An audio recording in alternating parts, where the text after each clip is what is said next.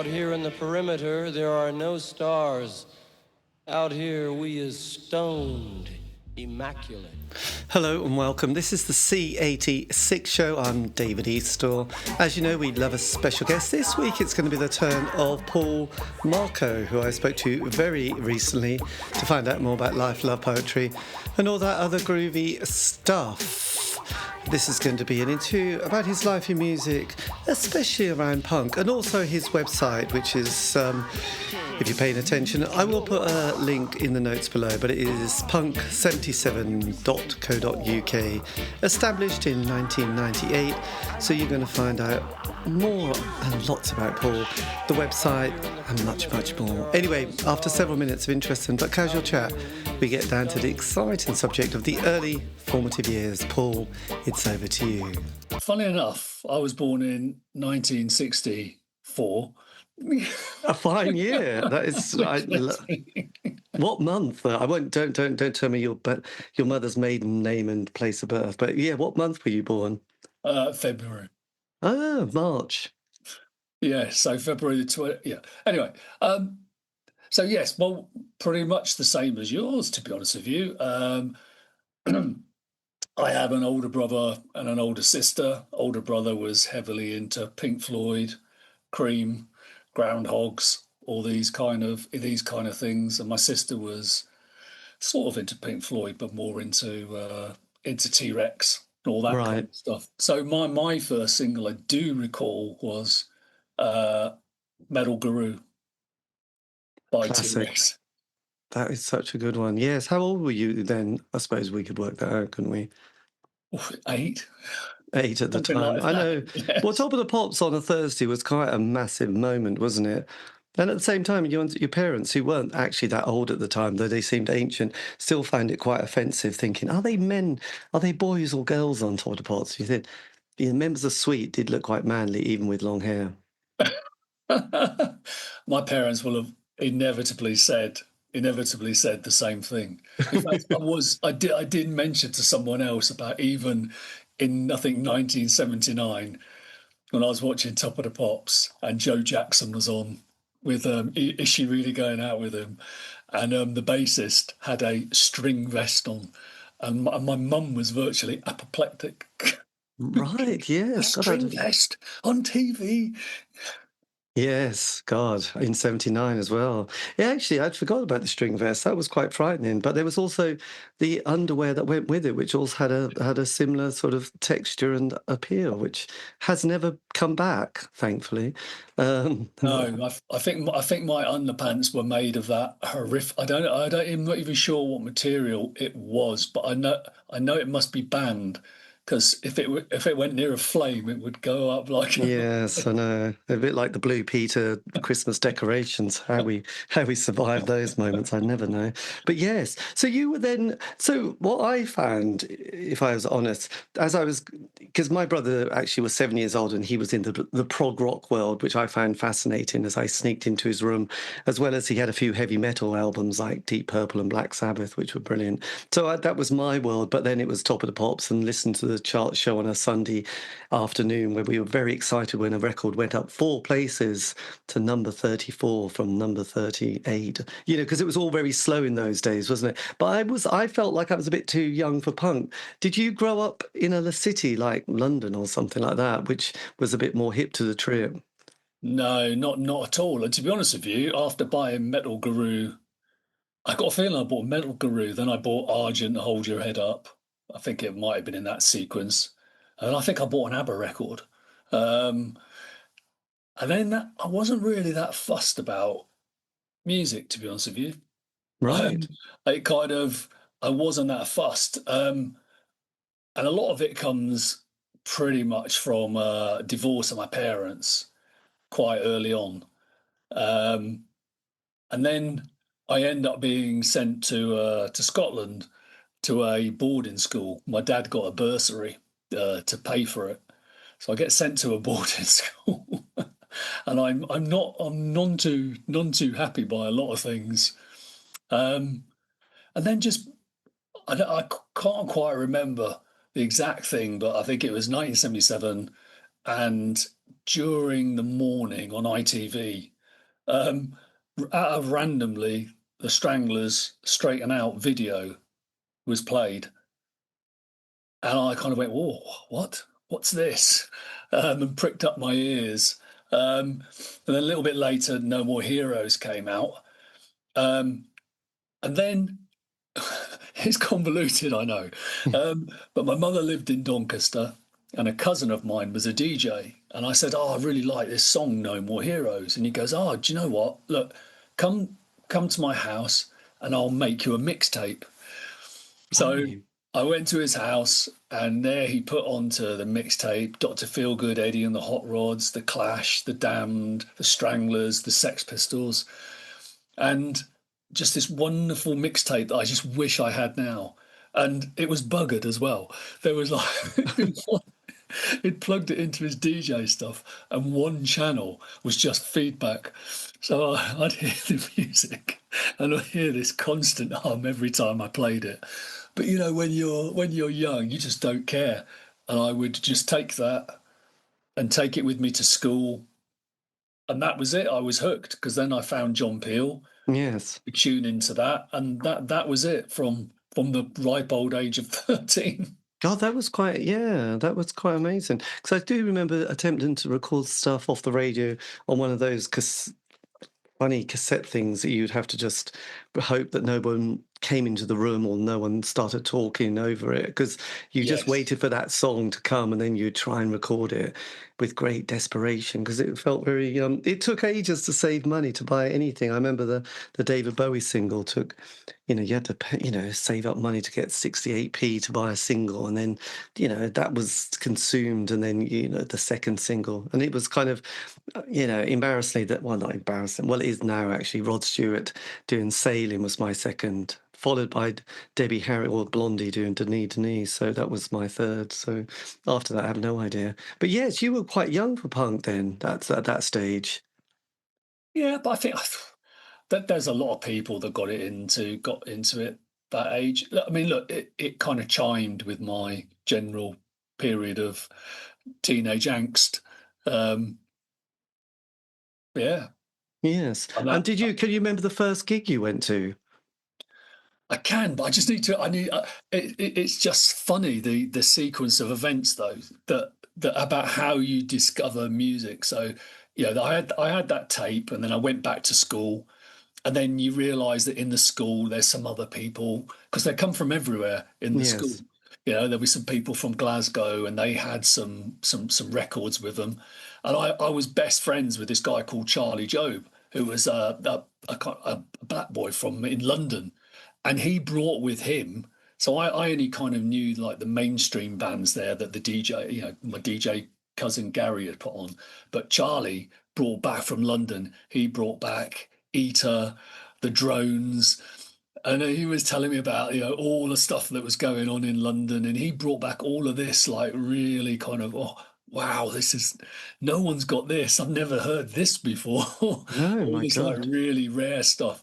And that kind of then took it on to the next level, to get down to that next layer of bands.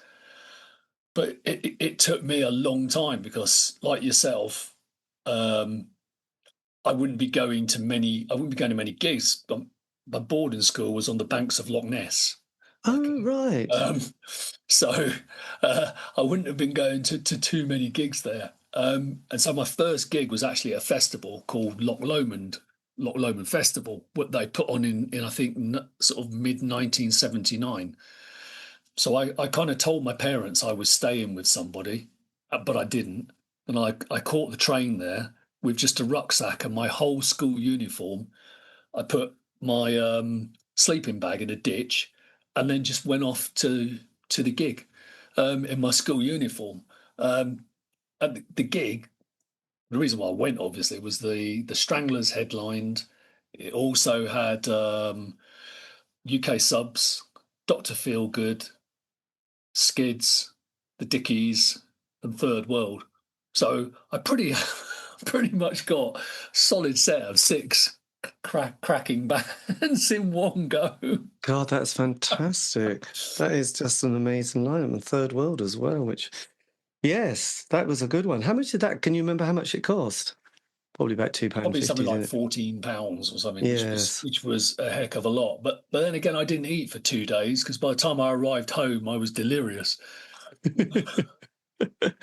Yes, this is quite true. I was just strange. I went to a place called Drumler Drocket, which was I think it was on the edge of Loch Ness, actually.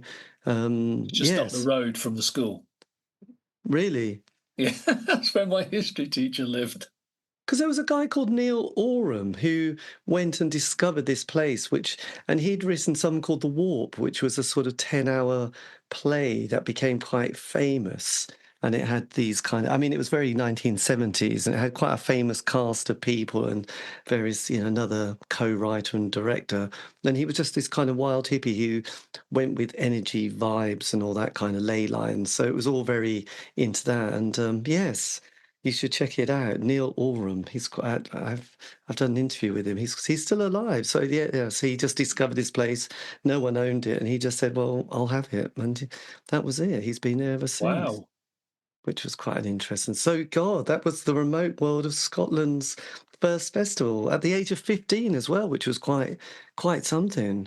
Yes. What was it a very big festival? Can you remember how many people were there? I mean, look, at the time, it seemed massive, and it is. The funny thing was, I don't know what it was. I wasn't intimidated. There was a whole load of like Glasgow punks came, and I thought, to start with, there's going to be what's going to happen here, but they just kind of took me in with them and kind of looked after me. And gave me their buckfast, which I know sounds so stereotypical, but that's what they did. In the end, though, I lost them, and I managed to get myself, because I'm a massive Stranglers fan, and I managed to get right to the front to be able to watch them play. So, but yeah, it it definitely seemed full. Yes. Well, that was 79 when they brought out that single Duchess, which I was quite around that time. Yeah, that's when they were. They played a lot of the Raven at that gig and a lot of Black and White, and then you use your classics, No More Heroes, and all those tracks. They were very, very good. Yeah, God, that was great. I love their version of Walk On By. Just always, just awesome. That keyboard solo, which always reminds me of the Doors, really.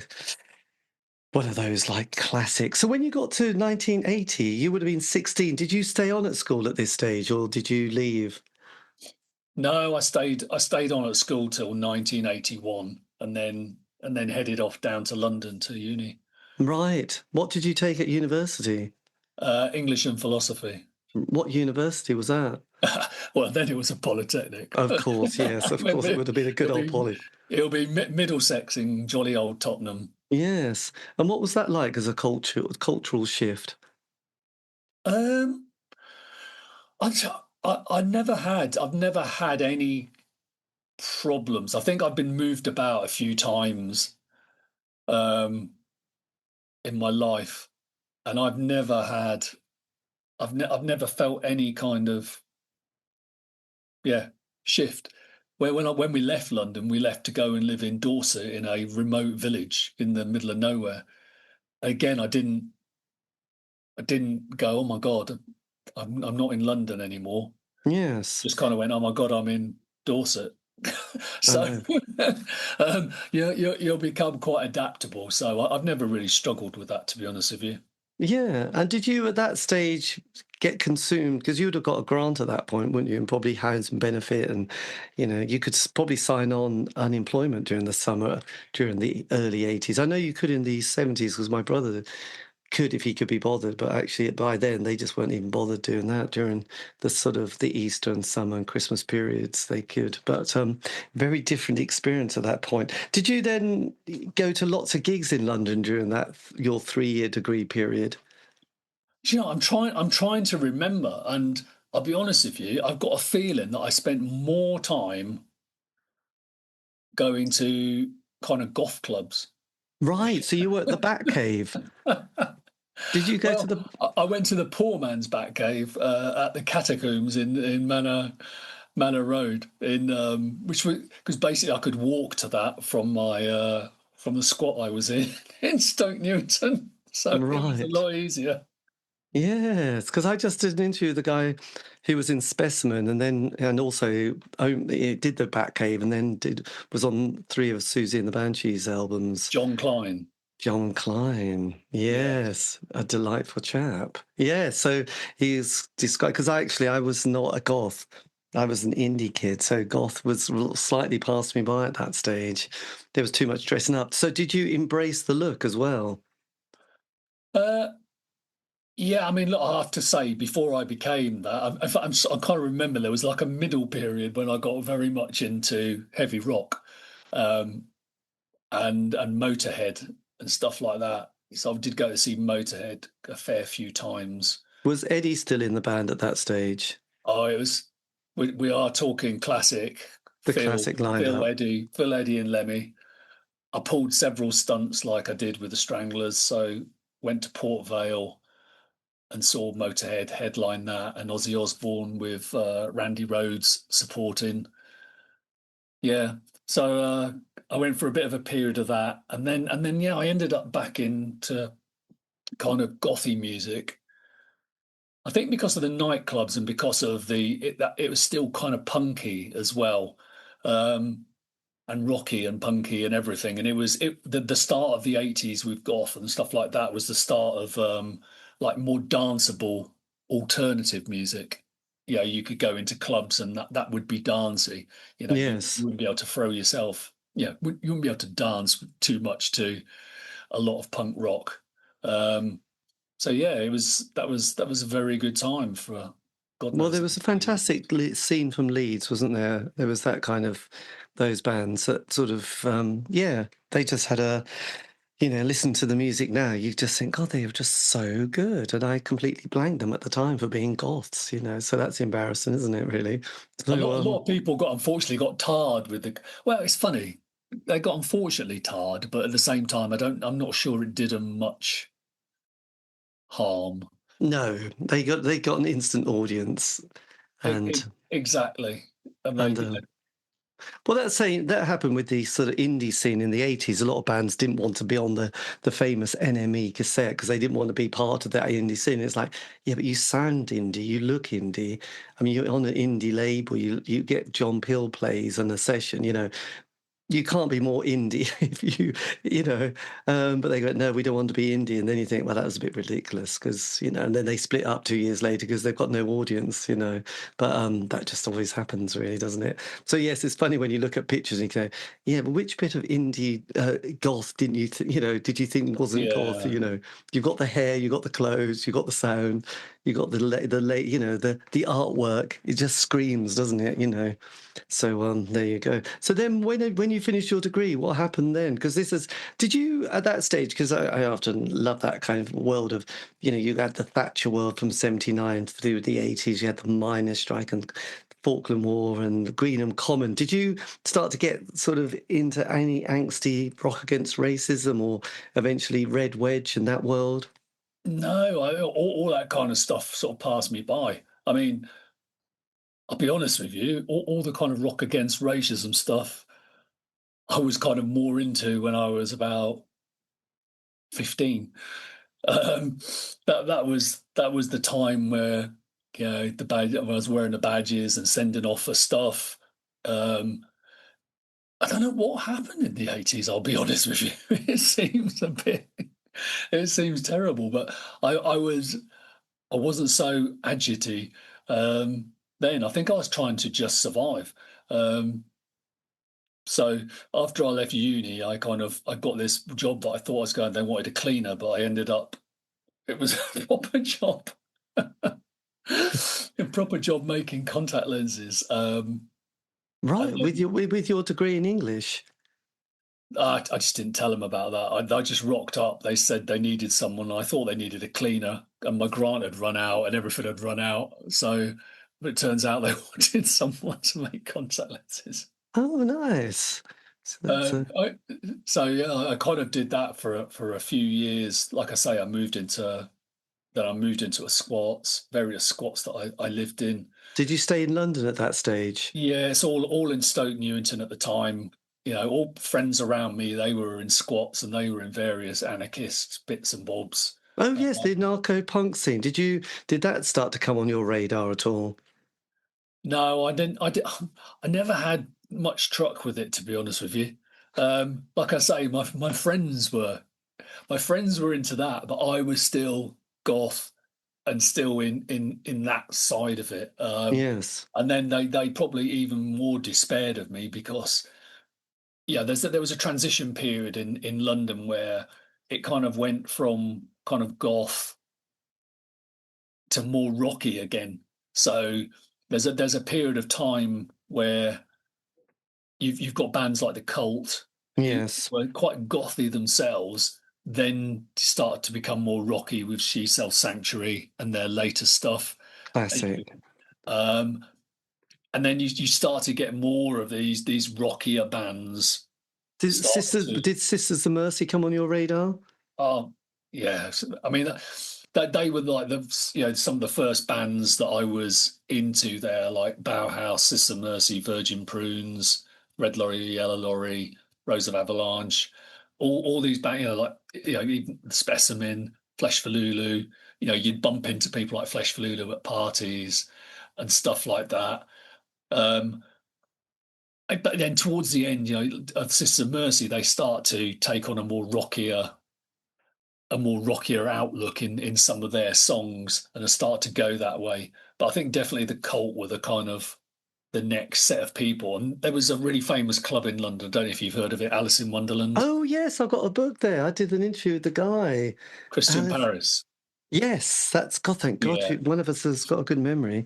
Yes, he's fantastic. Yeah, and they had the guy who did, brilliant, Spirit in the Sky. Doctor and the Medics was the DJ, wasn't it? So yeah. yes, yes, he's got some amusing stories. Yeah, so Alice was on your radar. So because he said that Lemmy went to that club quite a bit. So did you bump into Lemmy at that stage? I never bumped into Lemmy there. I bumped into Lemmy several times at the Electric Ballroom, but you would always people would always be down there in that club. So if they were coming down to London to play, so G's and Mary Chain would be in there.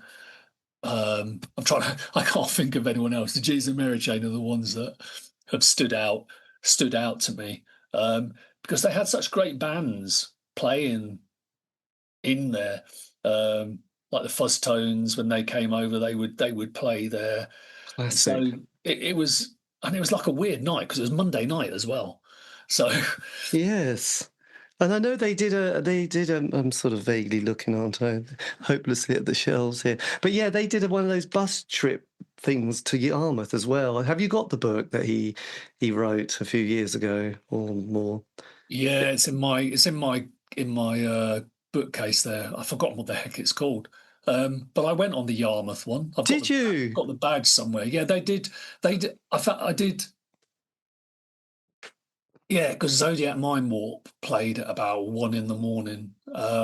They did a couple, or maybe even three. But yes, I do remember the Yarmouth one. God. And was it an amazing night? It was a long night. Yes, but we didn't care, did we?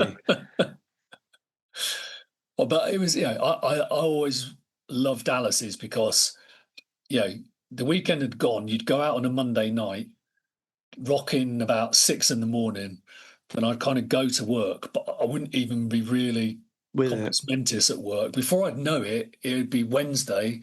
I'd be thinking, "God, my God, it's halfway through the week. We're nearly back, ready down to the weekend again." So it was a very good way of making the week progress back again to the weekend.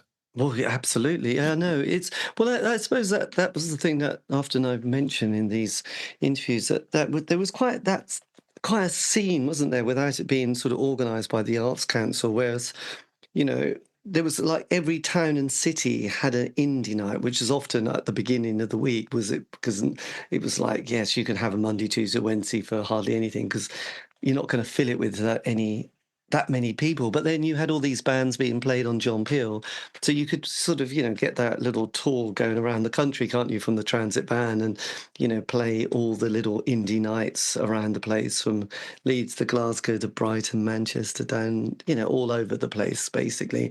And then you had the 3 weekly music papers who had this huge circulation, so it didn't take much to get that traction, really, which I thought was a very good organic scene. At the time, you don't really appreciate it, but afterwards you think, God, that was genius, wasn't it? No wonder. No.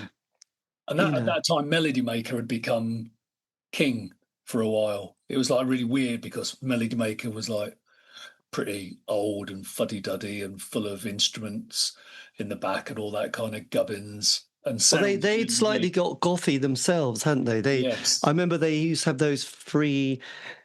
You had to buy the paper, but they had those free singles, didn't they? Sellotape to the cover, which you tried to take off without ripping it. Oh shit, I've ripped it again. And there was often, from memory, people like Zodiac and Vine Warp and The Fall and various other slightly gothy bands, wasn't there? And there was a good writer called Chris Roberts who's still going, and he recently did a book on the Velvet Underground.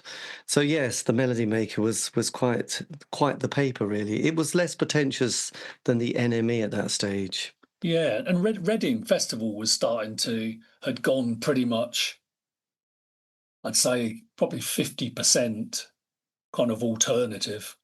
When I was going there, it would be bands like Killing Joke headlining. You'd have Lords of the New Church and stuff like that. Admittedly, when you got sort of further, because they had 2 stages as well. So, I mean, it was like on one stage, Stranglers would be headlining, and then when they twisted it over, it would be Status Quo, and then it would keep flicking like that. But there were a lot of people, bands and stuff. Did you ever see Bonnie Tyler? I think she played Reading, didn't she? Did she get Not bottled? deliberately. No, but I think she had a lot of urine thrown at her in bottles. I think that was quite the thing, wasn't it? Was it the crowd that used to throw a lot of human fluid at this stage if they didn't like them? I think pretty much all festivals do that. Did you ever go to Stonehenge at all? No, I never did. Which And did I you feel see Hawkwind at this stage? many times. I think I first went to see Hawkwind in 1980. Right, so this was the Robert Calvert period. Well, I think it had just gone to Dave Brock there, and Nick Turner. and I think he was. I think that was the second time. I'm sure it was Levitation. Whenever Levitation came out, that's when I first managed to see him. Then, and then I saw him several times, many times around London and various other places. Used to travel and go and see him. Yes, yeah. Big Hawkwind fan. Yes, there's probably my favourite song, "Night of the Hawk." God, it's such a great song. I mean, if you see, there's a clip, I remember recording, Sky Arts seemed to be very good with rock documentaries now, and they had a Hawkwind at Stonehenge in '84, and Jesus Christ, it's so, because often watching a live concert isn't that fun, especially in the old days, because they only had 1 or 2 cameras, but the energy of that band was just awesome. I mean, it was just incredible. I just thought if you'd seen them during that period, it was just brilliant. I only saw them years later, really, so it wasn't quite the thing, was it? But yeah, they did have a mastery to them, which I thought was just awesome, really. So yes, so how long did the Alice in Wonderland nightclub last for with you? It's probably only be a couple of years. I'll be honest with you. I can't remember what happened to it in the end. I'm trying to think because at the same time as I was going, I'm sure I was going to this other place that started off called Club Dog, and Club Dog became really, really famous. So Club Dog was at the Roby, but then Club Dog was part of the hippie convoy and used to play there, and Osric Tentacles and Stuff Band and people like that always used to. Oh, did Gong play there? Osric Tentacles, we loved them, didn't we? It's probably, and then I think Club Dog then went rave, and I think that was the time because it started to flick over to rave. Yes, I just never never. Did the ecstasy period ever come into your orbit, or did that sort of? No, it never came into my orbit. LSD did, but not ecstasy. Was that the 80s, your LSD, or was that Yeah, the 80s. right? Was that microdot? Well, microdot, and also the little printed tabs that could be anything on them, and any strength. Yes. God, I know. For so little, it would last so long. Um, I know. Did you have the whole "God, this is heaven"? Oh my God, this is hell kind of experiences on acid? I had pretty much heaven on pretty much all of it. I think the best times that I've probably had is pretty much like the backdrop of this, the Kandinsky picture. Kandinsky, I Kandinsky had know. synesthesia, where he can colours would make like sounds to him. And I do remember various acid trips because I would always play Hawkwind. And basically, Excellent. the notes would just like shimmer across, across my eye. Superb. Yes, God. There's a guy who could. I mean, it sounded a bit like what you just said there. Was it synesthesia? Yeah. The kind of he would listen to music and then create a perfume, and well, this is a thing that he's doing now because he just kind of, so his range of perfumes, a lot of 4AD bands basically, like the Copto Twins and Lush and a band called Rima Rima and various German bands as well that yes was inspired by that kind of state of mind actually, which was quite interesting. So during the 80s, definitely, heavy metal, goth, Hawkwind, and yes, rock and roll. What happens as the decade progresses? Because obviously at this stage you completely miss indie pop. So when rave started and the orbital guy called Gerald, how did you navigate into the 90s at this point? Because basically we followed like a lot of people the rock trajectory. So Yeah, as we moved on, as the cult moved further and further into rock music, and then AC/DC came back into the fore, then you had bands like Guns N' Roses start to appear. Then you started to have, Metallica, Megadeth, Slayer. So a lot of that ended up in that kind of style of music. There was like a whole kind of grunge biker did bands you as did you well. get into Grebo then, like the Gay Bikers on Acid and the Wonder Stuff and Crazy Head? Did that come into your orbit? Yeah, I mean, it's hard to explain to people, but it was never, because I was, when you just mentioned the 4AD bands and you went, oh, Cocteau Twins, Rima Rima, and you mentioned those, and I'm sure someone would bracket them, go, oh, 4AD, they're like, oh, these indie bands over here. But for us, Cocteau Twins were played in the clubs, kind of gothic sounding, Yes, easily on the gothic spectrum. Rima Rima, Marko from Adam. call it the Models first, and then later Adam and the Ants. Still kind of punky sound, you know, still pretty danceable too, like proto goth almost. So none of that. It's hard to say. There was no blurring of distinction. So it was just as easy to listen to 13 Floor Elevators, You're Gonna Miss Me, to ZZ Top, to Gay Bikers on Acid, Space Rape, to Crazy Head, What Gives You the Idea, and you could just flick and carry on flicking to the Cult, etc. Yes.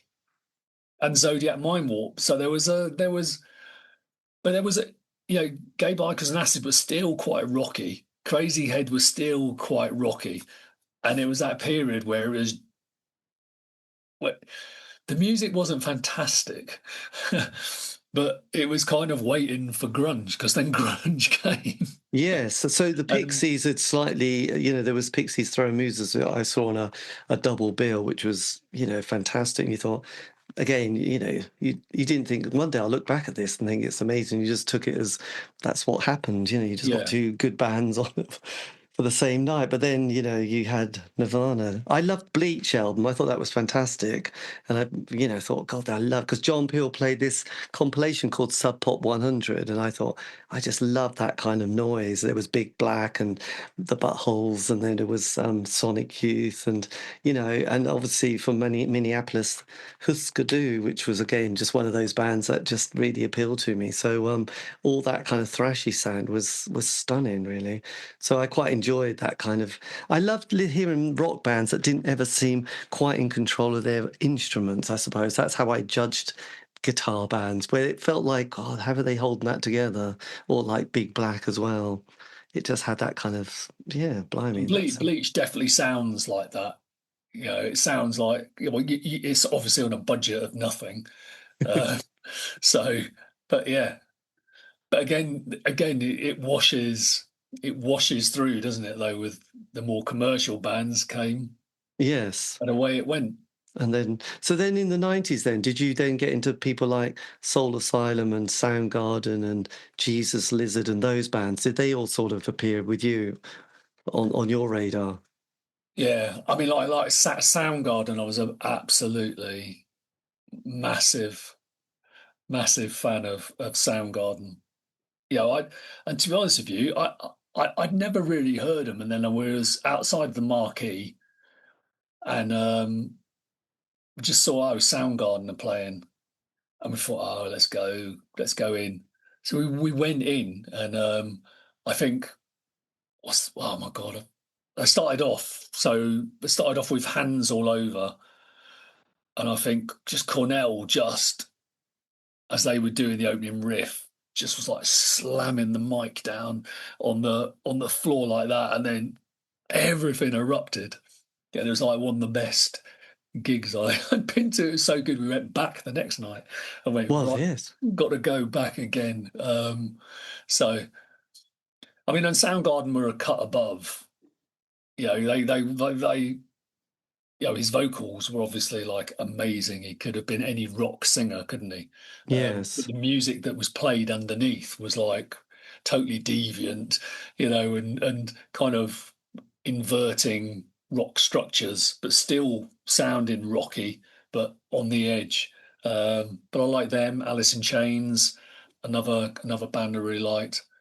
So yeah, we headed off in that direction. Then Monster Magnet. Oh my god, Yes, God. Did they get produced by Bob Mould? Well, no, I don't know. I can't I'm not remember now. sure they did. I can't imagine. Can't imagine it would go for that Windorf. Yeah, I don't know. I just remember he did some, but I can't remember who it was then. So then, did that sort of slip into Marilyn Manson territory for you at one stage, and those kind of and the Red Hot Chili Peppers? Did that sort of?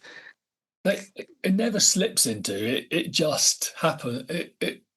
It's all part of it, because as you're saying it, I'm kind of trying to think that there's no kind of sequence to it. So as we're talking Alice in Chains, and as we're talking Soundgarden, you'd still be talking Slayer, you'd still be talking Red Hot Chili Peppers, you'd still be talking Faith No More, still be going to see Hawkwind, still still be going to see the UK subs. It doesn't really change. Did You you just did kind you of add keep in. did you keep discovering more punk? Did you keep going back to that punk period and sort of discovering bands that you missed the first time? Was that your kind of ground zero punk?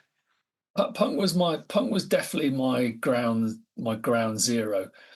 I never started going back until I started doing the website. Only when Right. I started doing the website did it start to change in terms of going back and looking, oh, how much more can I dig up? Um, and then, yeah, then I dug a load up.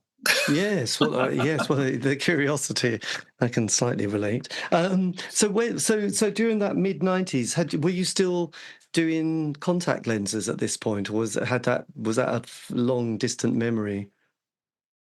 Well, by then I decided that I'd become a candle manufacturer. A candleman manufacturer. Yeah, so Well, I say that because actually quite a few people in this area also became because they would make them, go to fairs and festivals, go to Glastonbury, do all these things, do Christmas shows, and so candles. There was like people either went into pottery or candles, occasionally willow basket making, for those periods of time. So yes, candles were quite the thing, weren't they? yeah, so I did that. What the aforementioned you said there. So I'd go to Glastonbury, do the festivals, have a stall in Camden every So weekend. what was your candle company called? Esoterically called Third Eye Candles. Third Eye, my God, I might have even bought some there. They're all figures. So Okay. they'd all be figured candles. So there'd be rasters, skulls, figures, Buddhas, a variety of stuff. Did you sell joss sticks as well as a sort of side hustle there? I hate to Because say it, but yes. excellent. Well, no, because I remember getting very excited. We'd always get candles and joss sticks and all that kind of malarkey. And there was a guy called Pete Loveday who did a comic-y thing called Russell, the Saga of a Friendly Man, that we also used to always buy every edition when we would go to Glastonbury Festival. But there was another one, the Glastonbury Candle. One of those shops in one of those kind of areas, and they were related to astrology, that you'd buy. Oh, well, my friend's a Pisces. I'm a Pisces. But then, you'd always buy these very cosmic candles from this one particular shopping in the Glastonbury town, just as a sort of, it was a thing, wasn't it, really? Candles during the 90s, for me anyway. It was, and I think we we did well enough out of it, and that then we moved out of London. That's why I say, because prices of to live were just too expensive. So we moved and ended up in Dorset. Right. With the candle business. Yeah, and I then think people. did that for a while. Then I had to get a proper job. Yes, well, I think that's because actually this guy did so well, who we used to know, and I had to help out at Glastonbury, and then also he had this winter kind of gig as well. We'd have to sort of set up a stall both in Norwich and then one down in somewhere in South London, and I remember doing it for 3 weeks in this kind of open kind of shopping place, and the concrete cement was so cold. I just remember every hour I just go to the toilets to put my feet on this radiator to try and get some warmth because it was just standing on cement, concrete, whatever, in the middle of winter selling candles and other Christmassy paraphernalia it was horrendous actually. That's the thing. You'd layer up so much because to keep out the cold, but obviously as soon as you moved, your blood would start to move and you'd be sweating profusely because you had like 700 layers of clothing. Uh, I just remember like my feet, the cold. It was just like there were blocks of ice and just sticking them on this can. But then having to listen to this Christmas playlist for the 8 hours just drove you nuts, You think, I don't want to hear any of these songs ever again. But you must have had all those experiences, didn't you? Did you remember going when you were at Glastonbury, was it Joe Bananas or something that used to, I don't know, sell blankets and wellies or something like that? yes, I would have. I'm pretty much sure I went to Joe Bananas to get my wellies on the year that I went, where it was we Muddy. did it where it was absolutely. It was the Mudfest one where we had to be pulled out by tractors afterwards. Oh, They yes, changed. for 20 quid, for 10 quid, you thought that's, That's 50 quid. 50 on your 50 case. quid to be towed out. That's how much they charged us to get towed out. Were you there the year when it kind of rioted as well, where you got the kind of security vans being torched and those gangs from Bristol and travellers all kicking off? That was in the 90s. Did you have any experience with travellers at that point or gangs trying to sort of raid your stall?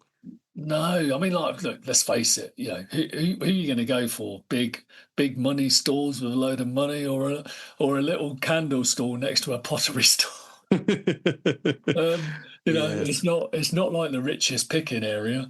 No. Because we always used to be in the handicraft section because our stuff was Right. handmade. We was in there. You'd want to be going for the food stalls, you know. That's where you hear these apocryphal tales of we were taking so much money, we were having to push it down with a broom into the. Um, so we were lucky to have that kind of money. I think, look, the first times we were there, I'm trying to remember, first times we were there, I'm sure it was when Oasis headlined on one day and Right. Prodigy. So it'd be Fat of the Land. Fat of the Land had come out, so it's Prodigy and Fat of the and Oasis. Um, that was the first time we did it, I think. Yes. And did you see David Bowie in, was it 2000? Well, do you know? Look, I hate to say this, okay, but when you're working on a stall, you don't half get blasé about it, you know, and you kind of oh, I wish I'd gone to see it now. But I think we just heard it from where we were, because by the Sunday you're absolutely shattered. But Yeah. also on a stall, Sunday's your busiest day because it's the Yes. last day and everyone's going to get rid of their cash. So it's a difficult one, but the answer is no. No.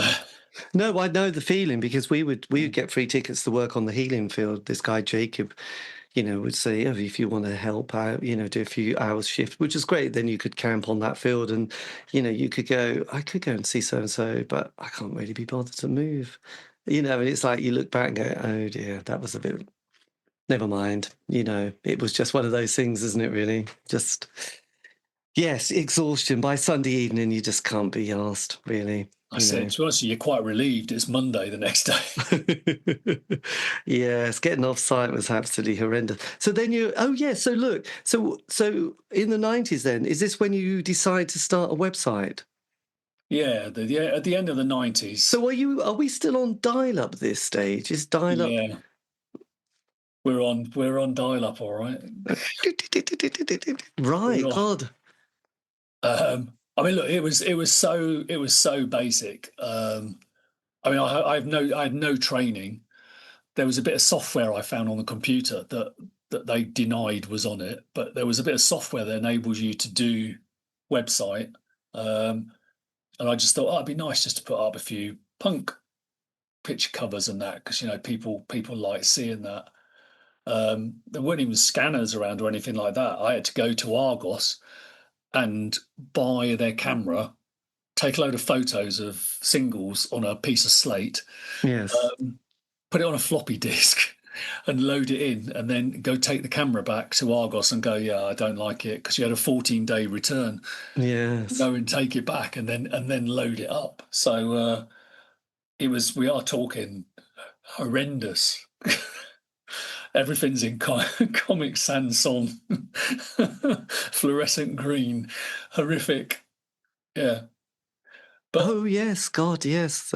Yeah.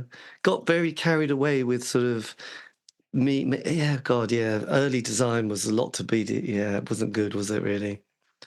no, and but it kind of caught on, not caught on, but when I started getting in touch, because then I thought, I'll see if people want to do interviews and stuff. And obviously, then in that period of time, people were going, "Oh, yeah, I'd love to be interviewed." Yeah, and it's very easy to get in touch with them and do the interviews. I mean, they were always email interviews. Yeah, they pretty much did all of them like that. I mean, it just started to So just to. can you remember who the first few people were that you asked to say, do you fancy it? The very first person I interviewed was Knox out of the Vibrators. Right. Um, and he came back and said, "Oh, I'd love to do it, yeah." And he went straight to do it.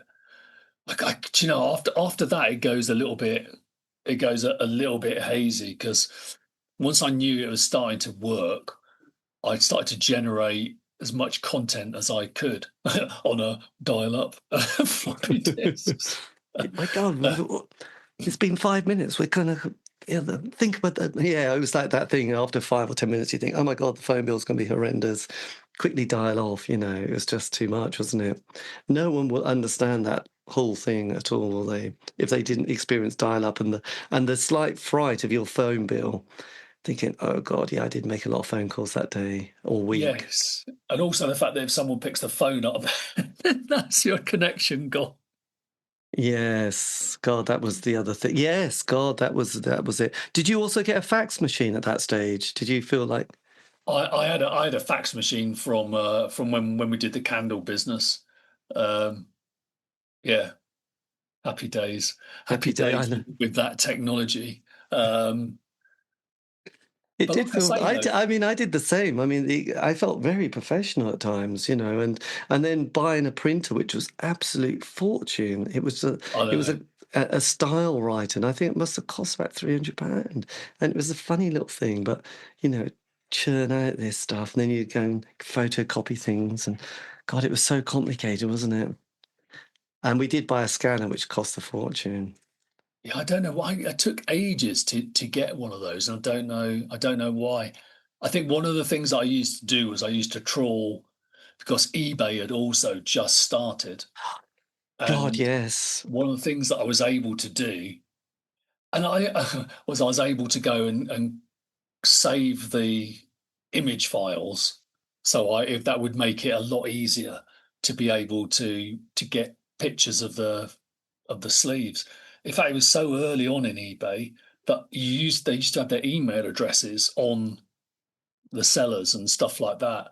So I would go and anyone that was selling punk stuff, I'd get their email address and just keep adding it to my database. So I'd make a little database that was just continually growing of punky people that I thought excellent. might be interested in the site, and that's how I kind of built kind of the grassroots of it. And again, it was so early that, in terms when I submitted the site to Google, I'm pretty sure that I had like a personal reply going, yes, we're going to put you on Google. This is the kind of stuff we want on it. Obviously now it'll be an AI person going, this is, yeah, get lost. Yeah. Did you also, because at that stage, I do remember buying the occasional computer book where they would have like a directory of like interests and sites to go and visit. So if you were interested in, music, you'd go and go look at chapter 20. Oh, look, there's these sites I can go and print, because you'd sort of literally type them in. Yeah. And you go, oh, look, there's something on another site, gardening or so. I don't know, I'm just picking things out. But you'd buy directories for computer sites. And that was kind of, and I remember you'd have those for a few years and knocking around, which are now probably all in landfill. But yeah, it was quite sort of a funny kind of time, really, wasn't it? Actually, Well, yes. there weren't millions of things out there No, there was then, and there absolutely wasn't there weren't Facebook. many places to visit. That was the thing. I remember, Yeah, occasionally going, what should we go and visit, look at today? This is so exciting. This is modern technology. It's like, actually, there aren't any. that's it. There was not much there, so it was very boring. And then you just ping someone an email with great excitement. Yes. So so did it sort of get traction very quickly then, your website? Yeah, your website and Uh, I mean, look, it depends what traction is because the aim of this was never. I never. I suppose I never really had an aim. I just liked the stuff, and I thought, you know what, it'd be great if other people could see it and they could discover it as well. That was the sole aim of it. Um, it just turned out that that when I did the website, it wasn't long after the Sex Pistols had reformed. It wasn't long after the Holidays in the Sun festival started, and there was a kind of resurgence. And then it wasn't long before Green Day and all of these other bands, and so there was like a kind of resurgence in punk. So I think really I just kind of caught the right time for it yes. and just kept building. I think the other thing as well is that I probably stayed longer than most websites. There's not many that have stayed the course over 20, 25 years, 27 years. And there's only a short period of time, about 4 years or so, where I stopped actively adding to it. But it's always been added to. So it's continually, there's a body of work that's continually kind of grown. And it's a lot in there.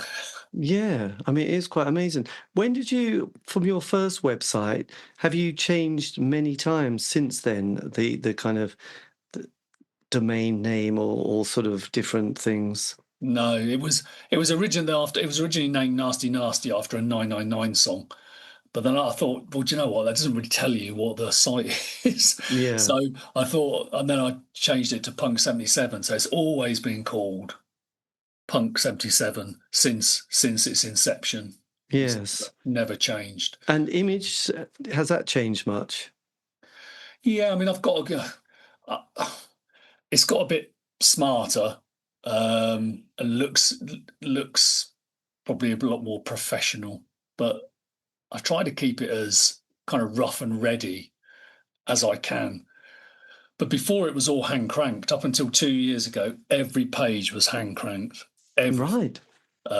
Every link hand cranked, everything. So I had to go for a painful process, 2 years or so, and transfer it all over to WordPress in each individual page. So that was a ball ache. I would imagine that just tipped you over the edge, didn't it? That was a labour of love, really. That sort of side of life. And did you sort of then sort of find yourself sort of being on mailing lists as well, sort of getting review copies of books and records and stuff like that? Yeah, I mean, like that. I've always been on those kind of mailing things, because very early on people thought, either because punk website, so I'll send them the stuff and send them the stuff to review. So yeah, we still get stuff. Nowadays it's changed a lot. Nowadays you get sent a link to a PDF for a book you Oh, need. those PDFs, they're hard work, aren't they? I, I struggle. I am a book person, but I read the whole of the Charlie Harper book on the PDF. I I think it's weird. It does change your enjoyment, I think, a fair bit. It does devalue. Yeah, I mean, it's just easy to skim it, isn't it, when it's on a PDF? It's not fun. It's just something. And it's also like, you think, I don't want to be on the computer all the time. It's like, oh, have the PDF of a book, but it's on a computer. You think, I don't want to just always be looking at a computer screen. That's it, exactly. And all the review copies are MP3s. Yeah, So it's kind of it's gone with the time, and it's understandable because it was it's an overhead to send out 30 books, you know, to send to people, but for who knows what, you know. So I can understand it's a lot more, well, sensible to be able to do it that way. yes. So basically, it's 27 years and still going. So over that time then, were there definite periods where you could have felt things were going up, or periods where you thought, God, this has become a little bit quiet? I mean, I guess now, and one thing I've noticed as well is just the amount of people writing their memoirs from a sort of the punk, but also the indie world. The most obscure bands, artists are sort of writing their piece, or there's even films, which is again boggling, which I love it, but I just think, God, this must have taken a lot of work for the most obscure band ever, or Rima Rima, really, one of them, 8 months, and they got a film out of it. So, yes, have you found sort of little trends within that time? Uh, I don't, I don't think so. I think, apart from what I've said to you there, in terms of how things have shifted to MP3s. I mean, I've kind of stayed blissfully old school. And let's face it, a website like this is pretty much old school. A lot of people just like dipping in on Facebook, someone showing a photo of a band, and someone going, "Oh wow, they were brilliant. Yeah, I saw them at Bradford," Yes. and that's it. that's their browsing because they're onto the next photo of a picture of someone else where they go, wow, whatever. Um, so I'm kind of blissfully old school, and nothing really changes the remit of the site except for just to increase the bands that are on there and increase the content and just try and be as holistic about punk rock, whether it's fashion, the politics, the music, as possible, and just keep adding that. And so that's always been its aim. The only thing I've done differently, sort of fairly recently, is more focus on newer bands that I like, and just trying to go, oh look, here's someone else you should listen to, and just trying to support newer bands really, and try and give something back to them Yes. and help them. But I think what you've said there though is it's a definite. It's it's really weird because it's almost like burrowing into the minutiae for small gains.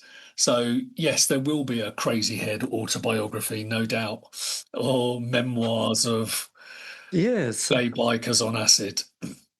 Which I think there was a few years ago, wasn't there? Someone did the Grebo. No, it was Grebo, wasn't it? Yeah, But that must be quite exciting because at least you think, God, right, next month I've got to review this book, and my God, I can't believe someone's done one on the Grebo scene, especially Crazy Head and gay bikers. But someone's done the work, they got the photos.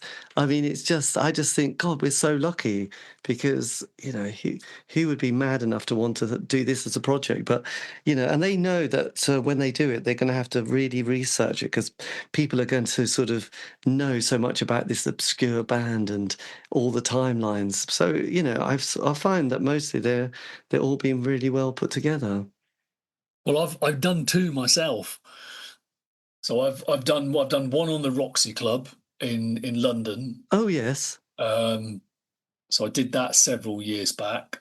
I did one on Menace during the pandemic, um, which is done all right. All of these are self done, everything from start to finish, written and everything, and then self published and then sold.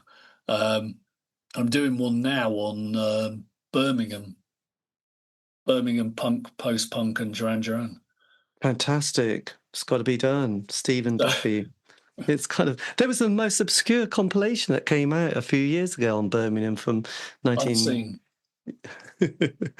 And my God, they are and fantastically obscure and but curious as well. Actually, the famous Barbarellas, isn't it really? And Rob Lloyd and the Nightingales. That's it. So a lot of that is featured in the book. Yes. I know it's quite fascinating. I think Cherry Red Records have done some quite good compilations as well. I mean, they've done hundreds, haven't they? Let's face it. But they did one on a Manchester one and a Liverpool one and Sheffield and and it's kind of fascinating to see what they managed to sort of turn up and find and releases from fanzines and bits and pieces like that. And they've done a lot of American punk compilations as well in the last few years, which has been quite good. So does that mean, do you go to the Rebellion Festival and things like that? To be honest with you, I mean, look, part of the reason why I stopped doing the site for quite a while was I got married in my later life and had some kids. Right. So I just never had the time. They're getting a little bit older now, not a lot older. Uh, um, but no, I went to Rebellion because we did the Menace book and we did an interview there. It's unfortunate the Menace Rebellion is the same time as the birthday of my youngest son, so it would be a bit amiss of me to miss his birthday to go to Yes, that would be Rebellion. just a bit of an absent father there.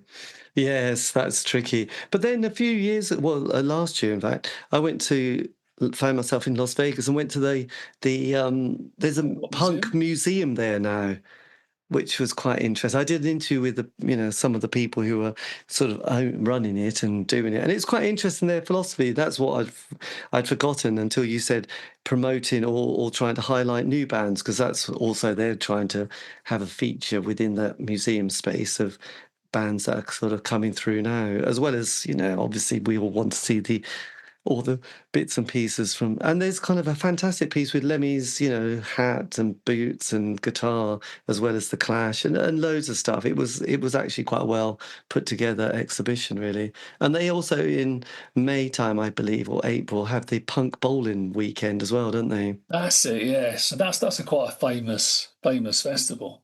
Yes, and it's always amazing what obscure British bands they manage to sort of get to play over there as well. So yes, it's quite good actually. I think, yeah, it's incredible. Yeah, so have you managed to sort of then keep your passion and love for sort of discovering those obscure bands that you missed the first time? Yeah, I mean, look, there's there is, it never goes on forever. I mean, it's like the same people. Like, I mean, do you like 60s garage To a psychedelic? point, yes. I mean, I've sort of got the obvious ones and kind of got the obvious compilations. And you keep on going down and down and down, and you keep on discovering and discovering and discovering, but the bar definitely gets lower. Um, I I think I like it when, yeah, I discover a new band that's not been on there that I can give a little bit of and go, look, this band used to be here. Do people remember them? This is who they were. And just shine a little bit of a spotlight on them again. That's always nice. I don't think there's too many hidden gems that I've come across in the recent past. I think there's loads of stuff I've discovered over the years that I never heard the first time around, because you just couldn't hear everything, could you? It's No. impossible to hear it, so you kind of go back and discover some of it again, definitely. But I think part of it is like a resurgence though, because there's a number of new bands that I really like that I think are still relevant and still punky and still indie as well. There's people like the Lambrini Girls, who I think are just utterly fantastic and blow pretty much any band out of the water. Yes. God, I have to go and check that out now. Um, yeah, well, that bit about sort of missing bands the first time, I sort of absolutely. And it was, even if you knew or been reading reviews or seen the name and were curious, that didn't mean you were ever going to be able to listen to the record. Because if John Peel didn't play it, it wasn't going to be on daytime radio. And you couldn't just say, can I just have a quick blast just to see if I like it or not. And it's always a gamble when a record's single of the week or something in the NME, because you take a punt and then you think, oh, this is dreadful. How the hell did I waste so much money? But then you felt so irritated spending $3.99 on an album that you just would go without for a couple of months, just licking your wounds. So it was like, and also at the time, you know I don't know. It was just you had a few bands one was obsessed with, and other bands would be coming and going, and it was just everything. It was just different. You couldn't just kind of have a quick blast on Spotify or YouTube on the internet. It was just like John Peel, the music papers, but you still couldn't get to sort of hear the music if you were just curious. I think that's the frustrating thing. But now one can go back and have a check and think, God, I missed the Chameleons the first time. How embarrassing is that? Or the Sound, Adrian Borland. So, but at the time, it was like, even if you wanted to go into a record shop with a little bit of paper, say, do you have this record? They didn't always have it. And then you felt a bit of a plonker and then have to shuffle out, feeling a bit embarrassed when they said, no, never heard of it, mate. And you went, sorry. So who was your favourite band then of the 80s? The Well, Smiths. the Smiths, weren't they? I know, which has been interesting for many reasons, obviously. Yeah, how do you still like the band that you just realise that, certain things about some of the members or one of them isn't sort of on one's, like, oh, that's worked out well. So I've enjoyed that kind of issue in life. It's been quite challenging at times. What can you listen to the music from somebody that you think you're not that fond of now? Well, unlike David Bowie, that just it was, like, oh, everything, apart from his 80s stuff is quite curious. But, it's, but as a person, you realise, God, what an amazing character, what an incredible track. But what do you feel about people like Johnny Lydon then, when you see him now and some of his comments and the way he acts, and you think, oh, that's fun, John. I'm so pleased. For some reason, it doesn't annoy me at all. Yeah, I still love the man. I love his work with the Pistols. I love his work with Peel. I kind of love his contrariness. After all of that, he's still a cantankerous, contrary loudmouth. I don't agree with what he says, but it's his view. Yes, well, absolutely. He's just, I just remember once seeing a sort of a panel interview where he was there with about 10 other people, and he just talked over everybody. And I thought, God, that's quite strange behaviour, really. But no, he can be a total utter knob. There's no getting away from it, and you can understand why he will have rubbed his bandmates up something chronic, but he's a definite character. Yes. And do you sort of think the Sex Pistols doing the thing that they're doing now, is that something that you think you're happy with, or not bothered, or think it's terrible? So look, it's an interesting one, because again, it's raised. There's about a gazillion posts out there, isn't there, with many people venting their ire about it, left, right, and centre. I mean, look, I was lucky when they first pulled together after they did that first show, wherever it was, I can't remember. They did the first show, and then they said, "Oh, we're going to do like a little tour." And they came to Nottingham, and I was lucky I got a photographer's pass, and was, it's for the first three numbers. I was there right at that bit there. But I can honestly tell you that the whole place was just sheer, genuine joy. Everybody was like singing their lungs out, so they're having a great time singing the songs and hearing them, and that's about it. They don't claim to be the Sex Pistols. They claim to be the Sex Pistols with Frank Carter, because that's what they are. Not trying to pull wool over anyone's eyes, and that's what they are. Yeah. So, well, I guess, I don't know, you probably must have seen all those little clips of Steve Jones strumming the acoustic guitar in his bathroom, singing these songs by Steely Dan, and people thinking, God, he's such a nice guy. He seems such a decent bloke now.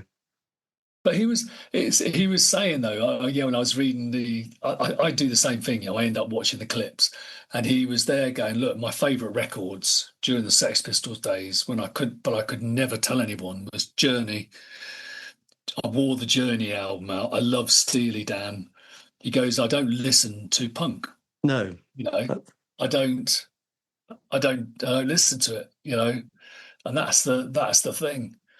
But when I look at it as well, I kind of go,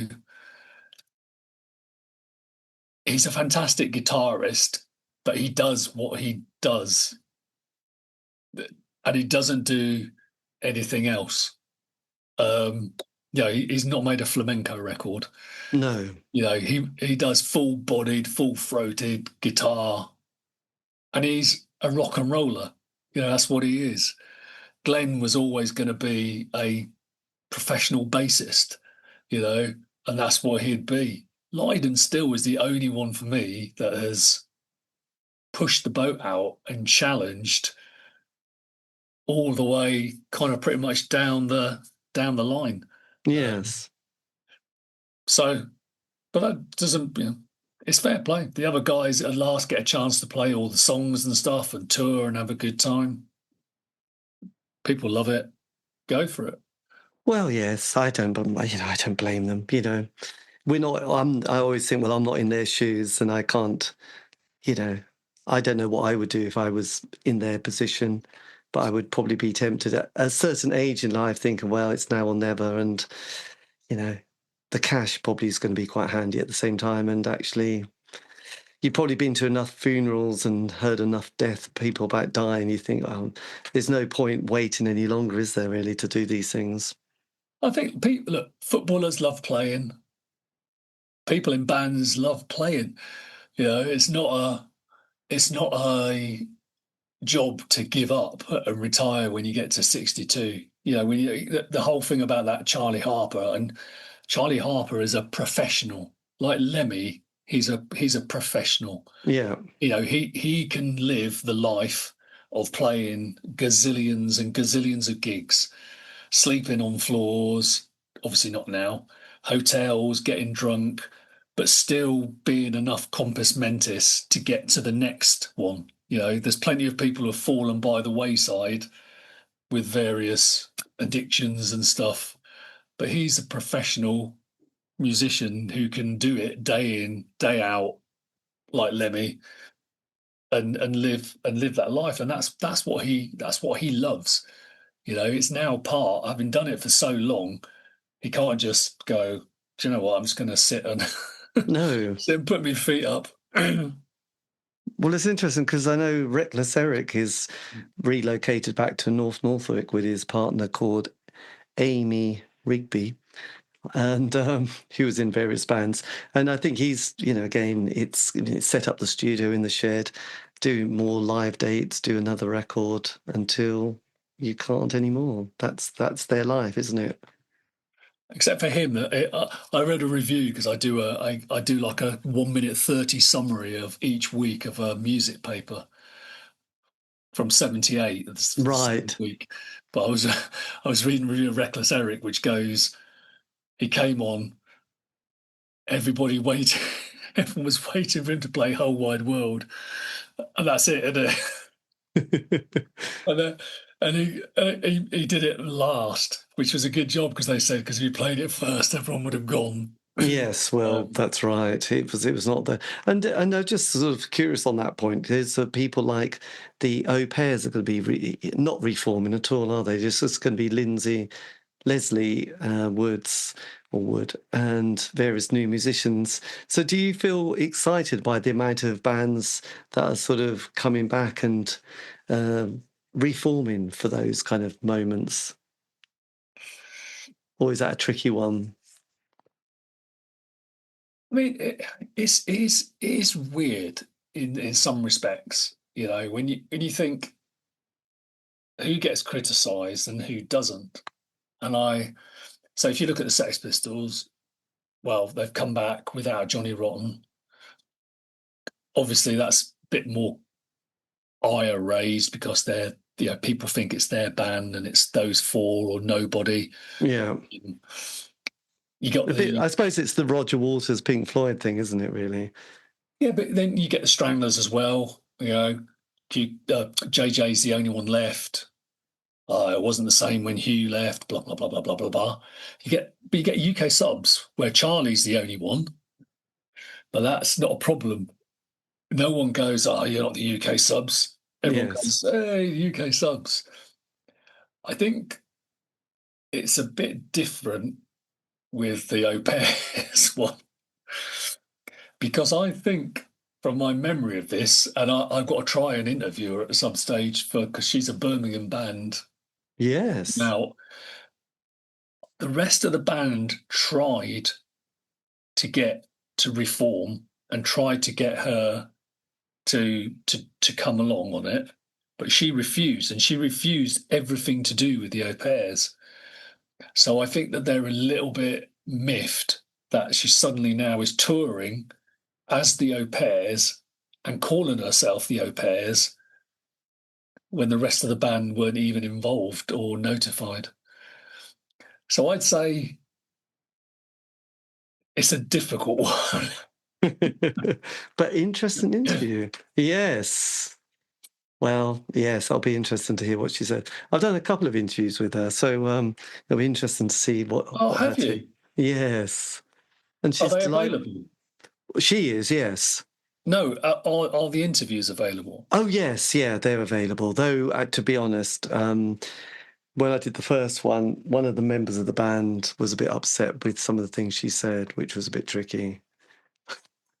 It's one of, because my interviews, I always feel are quite innocent and it's not up to me. But, he'd listened to it and found some of the things were,